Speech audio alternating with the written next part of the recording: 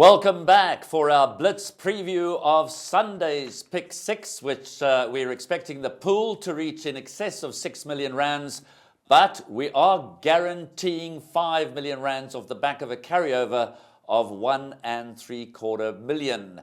Racing on Sunday starts at 12:40, the first of 10 races at 12:40, and the last race at 18:15. And the 10-race program, of course, headed by the Elan Gold Cup, South Africa's leading marathon race, to be contested over 3,200 metres. Before welcoming back Warren Lenferner and Kevin Shea, let's have a look at some of the betting information that's relevant to the meeting.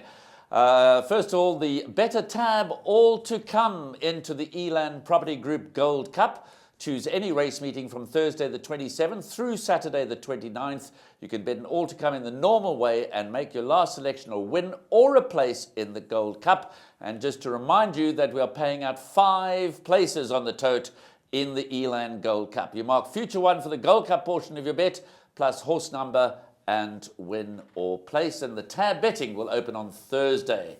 Now, here's your betting menu for Sunday. Race 2 is the first leg of the bipot, a 45,000 rand carryover. We're expecting the bipot pool to reach 600,000 rand. Race 3 is the first leg of the place accumulator. As always, we're expecting the PA pool to reach 1.5 million rands.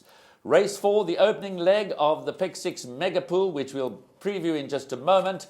Guaranteed pool of 5 million rands. We're estimating the pool to be 6 million rand plus. We have a 1 3/4 million rand carryover into Sunday's Pick 6.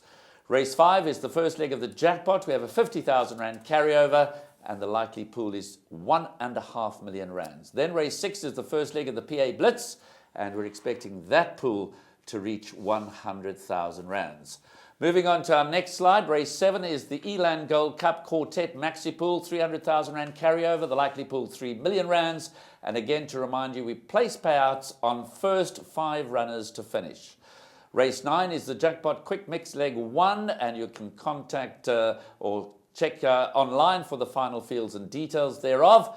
And race 10, which brings the curtain down officially on South Africa's champion season at 6:15 on Sunday, a Quartet Maxi Pool, 50,000 rand carryover, the likely pool 500,000 rands. And just to reflect on what we're expecting as far as the Elan Gold Cup is concerned, the likely win pool 1.2 million rand, and the likely place pool 900,000 rands. Right, time to welcome back for our second. Earlier this evening, gentlemen, we previewed the Pick 6 in Blitz style for Saturday. Now it's Sunday's turn. So welcome back to Warren Lenferner. Warren? Thank you, Graham. Thanks very much. Yes, let's hope that we were able to get a nice kitty from Saturday's racing, but Sunday looks equally as exciting. Kevin, nice to have you back again. Thanks, Graham. It's absolutely a festival as racing is the right word for it. Really looking forward to the weekend's racing. So we've finished with the Saturday now, off to Sunday. This is the big one. As you say, the curtain comes down. It's been a fantastic season. I'm just a little bit sad to see the end of it. Yeah, the 3 months have certainly flown by. So this 6 million rand Pick 6 pool kicks off with the Sunlife Debutant. It's a grade 3 race for the 2-year-old fillies over 1,200 metres. I'm going to start with Warren because I do that deliberately, because Neptune's Reign from the Duncan Howell stable runs here in preference to the Tequini Stakes, where she drew very, very wide. She had a wide draw to contend with on Vodacom Durban July Day. That cost to the race. She was flying at the finish. Warren, I know the stable are pretty confident that she'll put it all behind her on Sunday and win the Debutant. They are, Graham, they are indeed. You know, our punters must go back and have a look online and go and watch that race on July Day, where she was drawn 14 out of 14. Kevin will tell you, very hard to win races from that draw. And she absolutely flew home. And as Keegan DeMello got back into the parade ring, he said if this was drawn 1 to sort of 7 or 8, she wouldn't have lost. She's a very good filly. The stable is confident. I think you could banker her for the lesser budgets, but I'm going to probably add 1 or 2 more others: Celestina, Princess Peach, and maybe Tsetsebe. But she's my firm first choice. I tend to agree with Warren. I make Neptune's Reign my first choice, but one filly that keeps catching my eye is the Dennis Bosch trained daughter of Trippy, Red Enchantment. She's only had the 2 starts. She's from the same family as National Currency out of that mare, Enchanted Dawn. She won well second time out. She's drawn 1. Kevin, do you give her a chance? I definitely give her a chance. As Neptune's Reign, as I say, our champion trainer, I think, is going to be Duncan Howells, and he knows how to prepare horses. Drawn badly in the big features. He's come this way. Very unlucky on July Day. Big runner, but like you say, Red Enchantment, done nothing wrong. Mosala from the Michael Roberts yard, only had 1 run. Unknown, really. They're 2-year-olds. They're lining up, and you've got to put a couple of horses in here. I wouldn't say that Neptune Reign is a banker, but I'd put 3 or 4 horses here. Always tricky, these 2-year-old races, as we saw when Brave Mary won the Alan Robertson earlier back in May at 50 to 1, because these 2-year-olds are improving at different rates. We're going to row in Warren and myself with Neptune's Reign, but there are a few others that you need to consider. And of course, Sean Tarry's runners, Celestina, they can never ever be ignored. So let's go on to race 5, and we stay with the 2-year-old fillies. This is the Grade 1 Tequini Stakes for 750,000 rand over 1,600 metres. So we've had the feature over 1,200, now over 1,600 metres, and we do have betting for the Grade 1 races for you. Number 1, Desert Rhythm, who was such an impressive winner on Vodacom Durban July Day from the Sean Tarry stable, 33 to 10. Number 3, Folk Dance, 9 to 2. Number 4, Frederico's Dream, well regarded, 6 to 1. Number 12, Rockin' Russian, 7 to 1. The very impressive number 9, Lady in Black, 2 from 2, is at 8 to 1. The Debonair Stakes winner, number 11, Merrill, is at 8 to 1. They're betting 12 to 1 and upwards, the balance. Kevin, I'm going to start with you. And Desert Rhythm, obviously, by Mambo in Seattle, out of an Al Mufti mare, won't have any problem going the extra trip. Won well, she's won 3 from 7. But this is another race. This is another day. Absolutely. Got to be a big runner. The Sean Terry and Simanga Kamalo combination, world class. I think Frederico's Dream, 6 to 1. I think value for money. Pierre Strader, Mark Azzi. As you know, Mark steps his horses out. You'll see in the parading and look $1 million. I think a competitive race. Merrill, big runner. Illegal must have a chance. Candice Dawson coming down with Gunther Vrochemann. Lady in Black, Sean Veal, done nothing wrong, 2 from 2. I think it's a race you're going to have to put quite a few horses in here just to stay alive. Yeah, I'm going to lean with Lady in Black. She's the unexposed filly. The others have all sort of run against each other. She's got a beautiful pedigree. They wanted to qualify for this race. That's why she had to win last time out. They wanted to make certain, Warren. But how do you see the race? Yeah, you certainly liked her, Lady in Black, last time. And I couldn't leave 12 to 1 last 12 time. 12 to 1 was a huge price. And even Christmas came in July. Christmas came in July. And 8 to 1 for Sunday. But yeah, competitive. There's some lovely horses. Merrill's won 2 in a row, going for 3 in a row, drawn dreadfully. Too fat to fly. I think I see Glenn Cotson's brought this horse up from Cape Town late in the season, so he's obviously got something in mind. Desert Rhythm, 1, 2, 4, 9, 11 and 14. The horses that we've covered, I think you need to put a few. Frederico's Dream, as you mentioned, is well regarded by Mike Azzi. Desert Rhythm, Sean Terry, you don't leave them out. So you've got to put in a couple of horses. Folk Dance is unbeaten. It's competitive, Graham. I think just to try and stay alive, put a couple of horses in. Okay, well, Desert Rhythm certainly sets a standard. She's won at the course over 1,400 metres. The extra 200 metres shouldn't trouble her. But Lady in Black has certainly caught my eye as a very progressive filly. That's who I'm going to tip to win the race. But there's a lot of depth to the field, so you need to consider quite a few others. As we go on to race 7, which is, of course, the Colts equivalent, the Premier's Champion Stakes Grade 1, 750,000 rand over 1,600 metres. Once again, we have got the betting for you. We've had to fly through the other races without the advantage of having the betting, which sometimes is a good thing. And we have said over and over again that, of course, catching the pick 6 is all about your structure. And here's a race that you possibly could go light in. Number 1, Ancestry, was desperately unlucky not to win on Vodacom Durban July. Son of Oratorio at 2 to 1. Captain and Master also may be considered a little unlucky. Got shuffled back in the early stages of his last race and had to finish behind his stable companion Purple Diamond. Captain and Master 33 to 10. Purple Diamond is 5 to 1. Eyes Wide Open, number 6, Saddlecloth 15 to 2. Number 10, Mujallid, is at 8 to 1. They're betting 12s and better the balance. I'm going to start with you, Kevin. I guess Ancestry does set the standard here. Second to Purple Diamond, a short Teddy meets Purple Diamond on the same terms over slightly more ground. Ancestry just failed last time out. There was a short head between Ancestry and Purple Diamond with Captain and Master just behind them. We've seen in prior years that these juvenile races form at Greyville from the July Day into Gold Cup Day tend to stand up. Is it these three horses again? Yeah, Graham, I can't agree with you more. The form does stand up. Captain and Master, I thought, was very unlucky last time. His form with Ancestry is there. It's in black and white. There's nothing in it really. Second and third, I think he'll reverse it. I think Captain and Master, for me, I think will win this race. Warren? Yeah, Graham, I think you could get away with 4 horses. Ancestry, Captain and Master, Purple Diamond, and I like Mujallid. I think Mike de Kock's brought beautifully bred Son of Redoubt's choice out of a Pins mare. Was impressive last time on the Highveld, so Mike de Kock hasn't brought this horse here for the Durban Curry. 1, 3, 10 and 12 for me. I think you could get away with the 4 horses. I tend to agree with Warren. So 1 Ancestry, 3 Captain and Master. Then obviously over the page to number 12 to Purple Diamond and number 10 Mujallid. As the betting has suggested, those are the 4 that you probably need to include. But I tend to be in Kevin's camp as far as the outright winner is concerned. Number 3 Captain and Master might well reverse the order with number 1 Ancestry and number 12 Purple Diamond. There was one other horse that I just wanted to mention very quickly, and that was firstly, well, 2 runners. The 2-year-old son of Oratorio, Shantyman from the Dennis Bosch stable. Gavin Larena rides, won by 7.5 lengths last time out.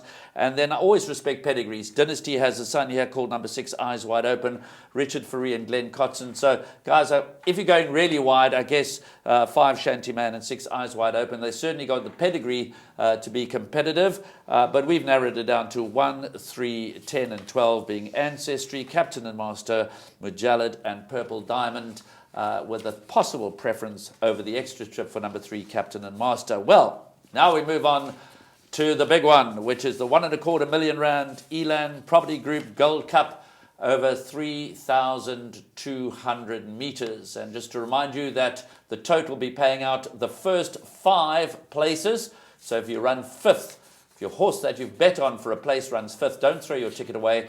You qualify for a dividend. The first 5 past the post will qualify for a place dividend, and the likely pool is around 900,000 rands. So here's your betting. The bottom weight, number 16, Canaan, who seems to absolutely thrive at this time of the year, is at 7-2. Number 8, Hermosa Mundo, is attempting a gold treble. Won the Gold Bowl, won the Gold Vase, now goes for the Elan Gold Cup. And he would become the first horse in history to ever achieve that feat if he were to succeed. Cram Bam Booley ran the race of his life in the Vodacom Durban July at 6-1. 9 Captain Splendid 6-1. 7 Royal Badge at 7s. They're betting 12s and better the balance. So I'm going to start with you, Warren, the Elan Gold Cup. I know, chatting off air to both you and Kevin, you're firmly in the camp of Canaan. Yes, Graham. The run on July Day was a good run. Things might not have gone right for Callan Murray in the race, but he did run a very good race. 3rd behind Hermosa Mundo. I think he's definitely going to be the first choice. I've got healthy respect for Royal Badge. It'll be lovely to see Adam Marcus win this race. Looks like he's had a magnificent prep. The target's always been the Gold Cup.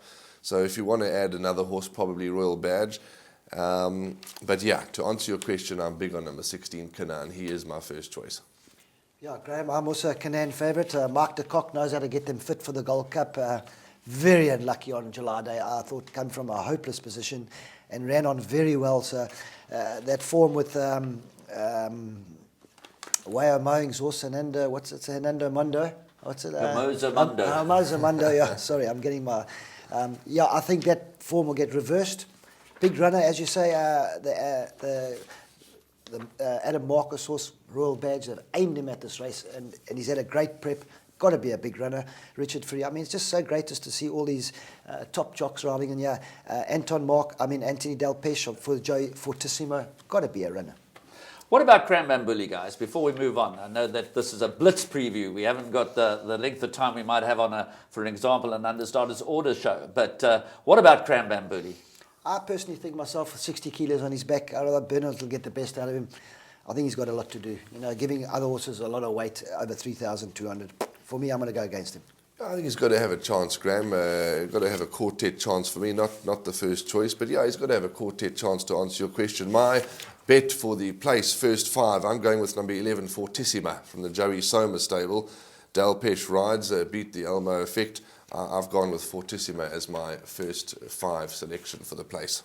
Okay, so the guys are very much in the camp of the bottom weight Kinan, who currently heads the betting at 7-2, but as always, the Elan Gold Cup is very competitive. And it is, of course, the second leg of our Festival Cup double, reminding you the first leg is, of course, the World Sports Betting Champions Cup run the day before. The pool is seeded with 100,000 rands, and we've got a consolation double, second and first and second. And just to tell you, I challenged the guys to put their selections on the table. Kevin is going with a small little perm. He's going Matador Man and Bella Bella for his Festival Cup double in the first leg by Banker Kinan in the second. And Warren has cut it down, right down. He's going Bella Bella in the first leg and Kinan in the second leg. So on to race number 8. The Aventure Kamazi Stakes for the 2-year-olds over 1,200 meters. And guys, we have to have an opinion. And I said earlier, it's all about structure. I know he only just got home last time, but I think the stepping back from 1,300 to 1,200 and having to a one draw as opposed to a wide draw last time, I'm going to be bankering El Mariachi. But what do you guys say? Kevin? Big runner, big runner. Last time I watched the race, I mean, there was a lot of pressure on El Mariachi. A lot of guys added bankers in their doubles and trebles on July Day. He jumped out the gates from a bad draw. Corne offer shook him up, got him in the race. And I honestly thought he was doing too much earlier on. He really turned for home, and I thought this guy, if this horse holds on, he's like really a special horse. And Paul Laff's horse ran up to him, looked like he was going to go past him. He kicked on. Coming down to the 1,200, I think a huge runner. Drawn 1 now, so he'll be there for free. Big runner, El Mariachi.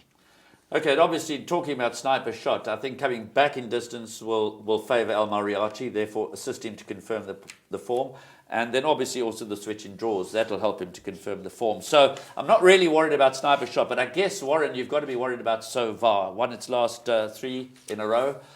Gavin Van Sale teams up with Anthony Delpesh, comes down. Michael Leaf enjoys success up here when he brings his runners down. Smart Highveld form. Is he the principal threat to El Mariachi? I think he is, Graham. You know, and Anthony Delpesh gets the ride, and he'll be looking at ending the season in a very big high. There'll be some lovely shirts and things that Anthony will be giving away on Gold Cup Day, so that's something to look forward to. But yeah, I think he is the principal danger. I've also got healthy respect for Royce Regis. Royce Regis just improves every time he comes to the races. He's won his last 2 in an impressive style. He's beautifully bred. He's improving, and I think he's a big runner. So far, El Mariachi, Royce Regis, and Sniper Shot, you'll probably get away with those 4. Okay, well, I'm hoping that you'll get away with just El Mariachi, but we've got to have a view. My view is El Mariachi, possibly a banker, but there are obvious contenders in the form of Zovar and Sniper Shot, amongst to name just a few. So to race 9, the Spiritual Vodka MR94 handicap over 1,900 meters, a handicap to bring the curtain down on the pick 6, but not on the races because there are 10 on the card. So race 9 goes off at 1740. A couple with very decent form here, Warren. The great one, Hayaku, Night Circus, and of course New Fort. Is it amongst those 4? Yes, Graham. The great one looks to be the right one. My 4 are 3 great, the great ones, 6 Night Circus, 10 New Fort, and I've thrown in 11 Chicago Beat. Very unlucky last time, and if you like Hayaku, you can throw that in. But I think they might have to run to beat the great one. Kevin? Yeah, that's Warren's got a point there. I think Fellow Traveller's a runner too. I wouldn't leave it out. Glenn Cotson, Craig Zaki, won his last 2 starts. Yeah, New Fort, big runner. I think you can go a little bit lighter. You don't have to go too mad. Okay, so the guys are suggesting it is competitive. They're ones with smart form. Everybody wants to win on Gold Cup Day. The Great One, number 3. Hayaku, number 4. Night Circus, number 6. Fellow Traveller, number 7. 10 New Fort and 11 Chicago Beat. That is the short list for the last race. We trust you've enjoyed this Blitz Pick 6 preview for Sunday's racing. All that remains for us is to wish you well over the weekend, and let's hope that the sport of horse racing is the ultimate winner.